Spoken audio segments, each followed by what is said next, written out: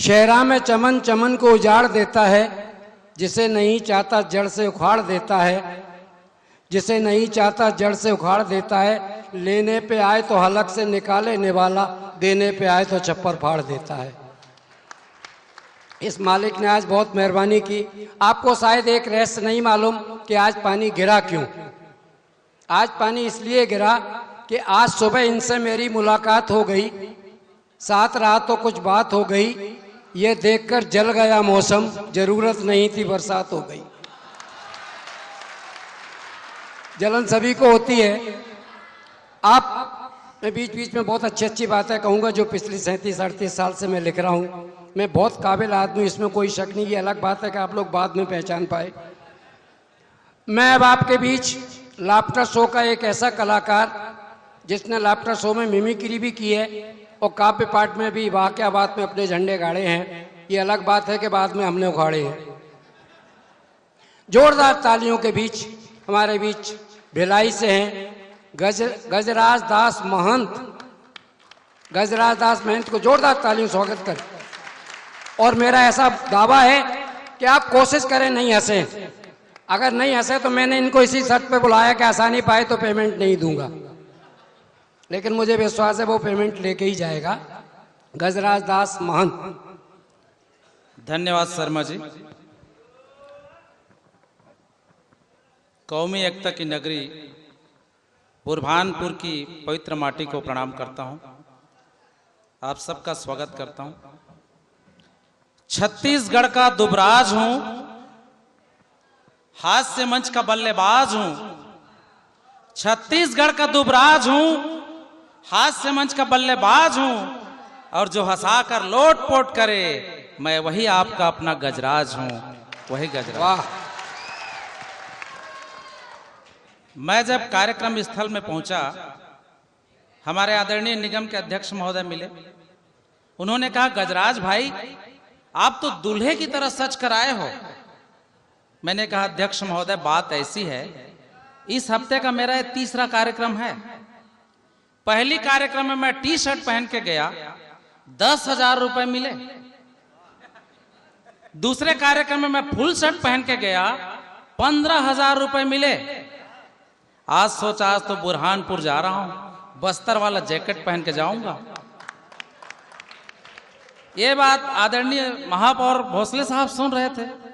बड़े दिलेर इंसान है, लेकिन दिमाग वाले भी हैं। उन्होंने दिमाग लगाकर कहा, गजराज भाई अगर ऐसी ही बात थी तो बनियान पहन के नहीं आ जाते। तालियां, बहुत अच्छे। वहीं पर हमारे आयुक्त महोदय बैठे। उन्होंने कहा, गजराज ये तो बताओ तुम रहते कहां पर हो। मैंने कहा, सर लिख लीजिए, क्वार्टर 16A, सड़क 32, सेक्टर 4, भिलाई, नाम गजराज। अब आयुक्त महोदय बिजी आदमी, शॉर्टकट में लिख दिया गजराज चौका। मैंने कहा, साहब ये चौका क्या है। बोले, यार तुम सेक्टर 4 रहते हो ना, तो गजराज चौका। भाई साहब मैंने तो माथा पीट लिया। अच्छा हुआ भगवान मैं सेक्टर 6 में नहीं रहता। बहुत बढ़िया। मैं बोला, आयुक्त महोदय ढंग से लिखे, नहीं तो फिर आपके कैरेक्टर का क्या होगा और मेरा तो सत्यानाश हो जाएगा। अच्छा, हम कवियों के बारे में एक बात अक्सर की जाती है, जहां न पहुंचे रवि वहां पहुंचे कवि। लेकिन मैं कवि होकर ये बात नहीं मानता मोटवानी साहब। मैं ये कहता हूं कि जहां न पहुंचे दुनिया सारी वहां पहुंचते हैं सेठ व्यापारी। हमारे त्रिमूर्ति बैठे हैं, जैन साहब, शाह साहब और महाजन जी।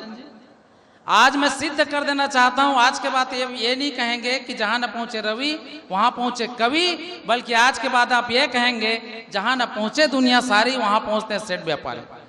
सत्तू सेठ के घर किरोड़ी मलाया, महापौर साहब नाम भी व्यापारी वाले।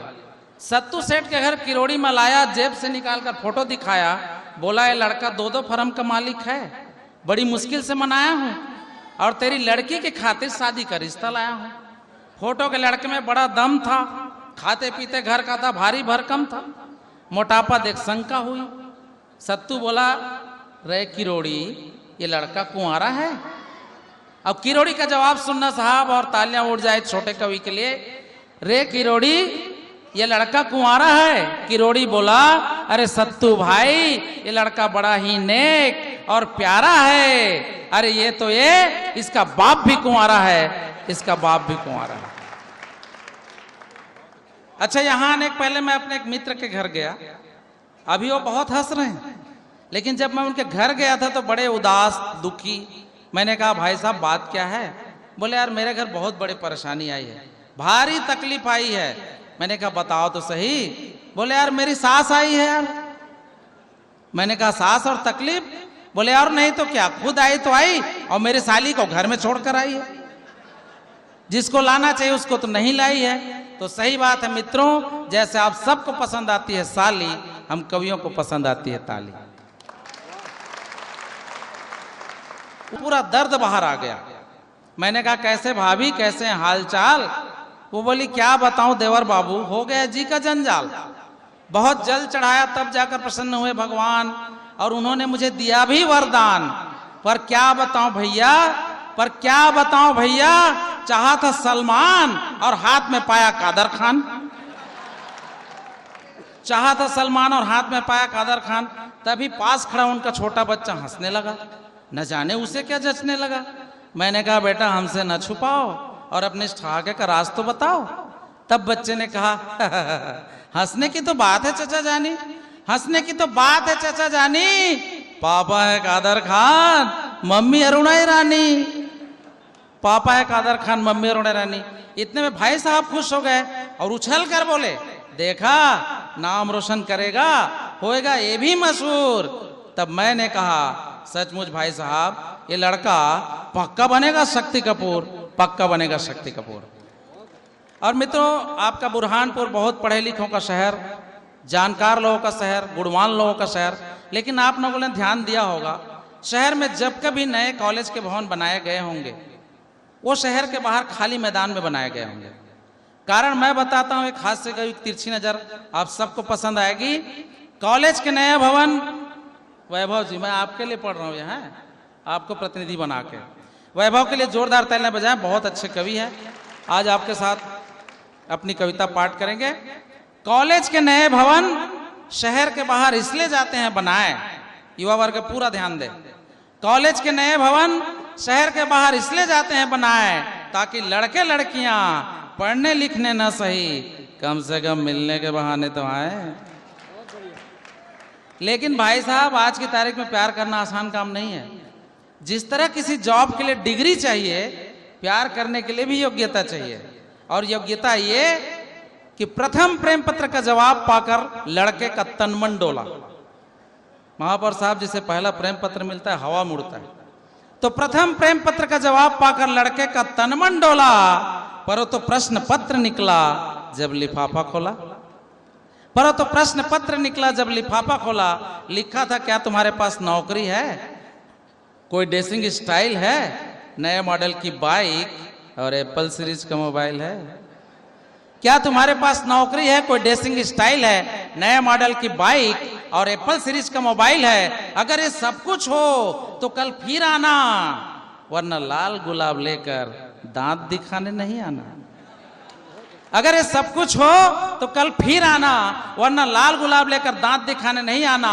लड़के का बदल गया बर्ताव और गुस्से में आकर बोला, मेरे प्यार के अंगूर को तूने नीम के भाव तोला। जब नीम पक जाए तो अंगूर की ही तरह दिखता है। और मित्रों, अगली पंक्ति में लाख रुपए की बात कहता हूं, इस स्मार्ट कवि के लिए थोड़ा ताली बजा देना। लड़के ने आगे कहा, हाँ ठीक है, ट्रायल ठीक है।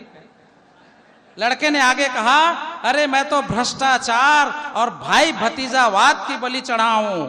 अरे मैं तो भ्रष्टाचार और भाई भतीजावाद की बलि चढ़ा हूं, वरना लड़का मैं भी लिखा पढ़ा हूं।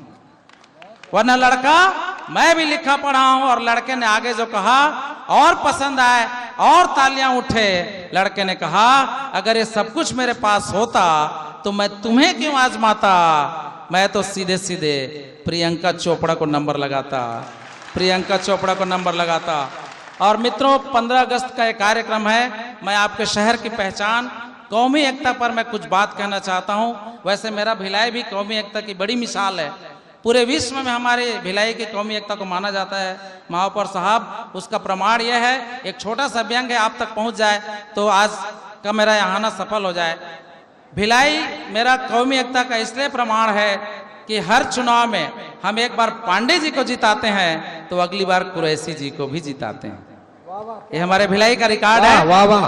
और 4 पंक्ति जो मैं आपको कहना चाहता था, आदरणीय बच्चू भाई साहब, तेरे अजान के सुर में सुर मैं मिलाऊं, तेरे अजान के सुर में सुर मैं मिलाऊं, तू मेरे मंदिर की घंटी बजाए। तेरे अजान के सुर में सुर मैं मिलाऊं, तू मेरे मंदिर की घंटी बजाए, और हम दोनों मिलकर मानवता के रंग से हिंदुस्तान को सजाएं, मानवता के रंग से हिंदुस्तान को सजाएं। और मित्रों, मेरा नाम गजराज, बहुत लोग सही बोल पाते हैं, अन्यथा कोई गजानंद कह देता है, कोई गजाधर कह देता है। गौरी मिश्रा तो अभी तक कुछ बोली भी नहीं है।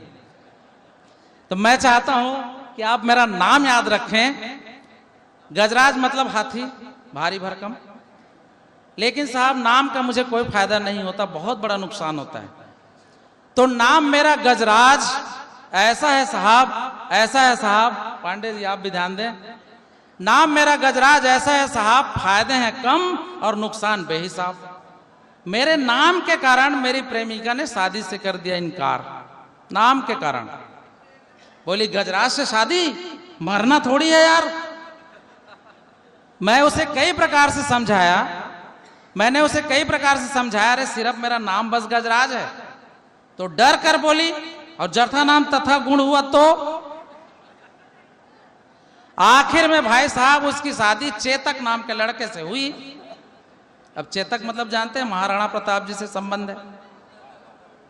हाँ, पहुंच रही है। हाँ, सही पकड़े, तालियां हो जाए भैया। कवियों को पकड़ने का एक ही रास्ता है। बाद में उसकी शादी चेतक नाम के लड़के से हुई। तब मैंने कहा यार, तेरी चॉइस पर तो आती मुझे हंसी है, अरे गजराज से बच के भागी और घोड़े से फंसी है। बहुत अच्छा। उसके बाद भाई साहब मेरी भी सगाई हुई। ये मोहल्ला भी बहुत तरोताजा है। मेरी भी सगाई हुई तो मैं अपने मंगेतर से मिलने जाया करता। ये बात उसके भाई को पसंद नहीं आती, मुझे देखते ही गुर्राने लगता। एक दिन मंगेतर बोली, आप जब कभी आते हो आपको देख के क्यों गुर्राता है? मैंने कहा यार, तू काहे को टेंशन लेती है, गजराज को देख के कुत्ते तो भौंकते ही है।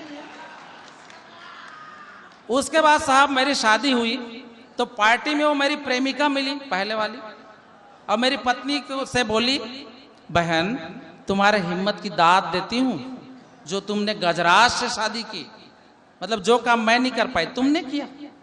मेरी पत्नी ने उसे ऊपर से नीचे तक देखा और बोली, अच्छा कल मुही कहीं की, वो तू है? अरे तू नहीं भागती तो मैं थोड़ी फंसती।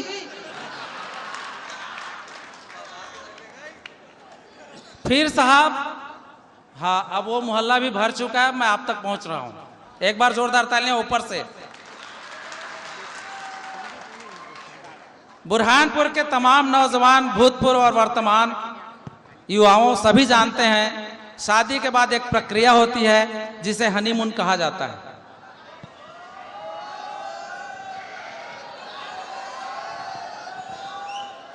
मैं भी हनीमून में गया तो ऊपर आसमान में हवाई जहाज ने भी मेरा नाम का पीछा नहीं छोड़ा साहब। अब जेट एयरवेज का था विमान और एयर होस्टेस हो रही थी परेशान, क्योंकि हम बस के बैठने वाले बैठ रहे थे भेड़िया धसान। बच्चू साहब, हमको थोड़ी तरीका मालूम।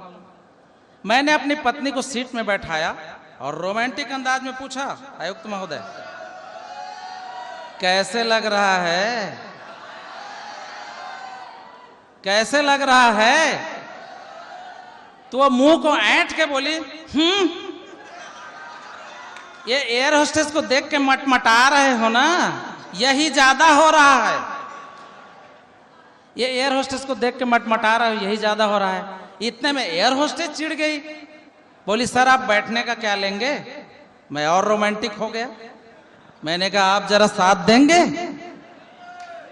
तो वो मेरी घर वाली शिकायत करी, मैडम क्या इस छोटे सांड को संभालेंगे? तो मेरी घर वाली ने मासूमियत में एक बात कही, मुझे तो गर्व की अनुभूति होती है, आपको भी पसंद आएगी। मेरी घरवाली ने कहा सांड नहीं है, गजराज है। और अगली पंक्ति आपको निश्चित रूप से पसंद आएगी। मेरे छत्तीसगढ़ से मेरे आदरणीय धड़कन जी बैठे हैं, उनको बहुत पसंद आती है बात। एक बार धड़कन जी के लिए जोरदार तालियां। बहुत अच्छे गीतकार और हम सबके पथ प्रदर्शक भी हैं। मेरे घर वाले ने कहा सांड नहीं है, गजराज है, जरा चख के देख छत्तीसगढ़िया दुबराज है। जरा चख के देख छत्तीसगढ़िया दुबराज है। तब एयर होस्टेस ने पैर को पटका और बोली ओ गॉड क्या गड़बड़ी है, यहां तो पूरे कुएं में ही भांग पड़ी। आदमी तो आदमी, औरत कहती है चख के देख। तब मैंने कहा ऐ विमान वाला, ये कैसा घोटाला, तुम्हारे चेहरे पर है लाली और पांव में है काला। जिसने भी जेट एयरवेज से यात्रा की है उन्हें पता है कि जेट एयरवेज की जो एयर होस्टेस होती है वो ब्लैक कलर की स्लैक्स पहनती है। उसी को मैंने कहा ऐ विमान वाला, ये कैसा घोटाला, तुम्हारे चेहरे पर है लाली और पांव में है काला। शब्द मेरे अंदाज एयर होस्टेस के, अगर वहां तक पहुंच जाए आप तो एक भी हाथ खाली न रहे। एयर होस्टेस ने कहा लोगों की नजरों से बचने के लिए टोटका करना जरूरी है। लोगों की नजरों से बचने के लिए टोटका करना जरूरी है और नीचे से ऊपर तक वहीं पहुंचना जहां मैं पहुंचाना चाहता हूं। लोगों की नजरों से बचने के लिए टोटका करना जरूरी है और करंट के लिए, पावर सप्लाई के लिए फेस के साथ न्यूट्रल भी तो जरूरी है। वाह वाह। फेस के साथ न्यूट्रल भी जरूरी है। और मित्रों, मेरे नाम के साथ दास भी लगा है। दास का मतलब यह है कि मैं अपने पत्नी का भक्त हूं, सेवक हूं।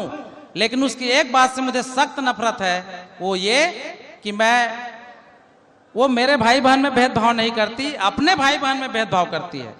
होता क्या है आयुक्त महोदय, मैं जब कभी कवि सम्मेलन में बाहर जाता हूं वो मेरे पीछे लगी रहती है, मेरी भाई को ले जाओ ना, मेरे भाई को ले जाओ ना। काश एक बार तो कहती मेरी बहन को ले जाओ ना। बहुत बहुत धन्यवाद, शुक्रिया, धन्यवाद।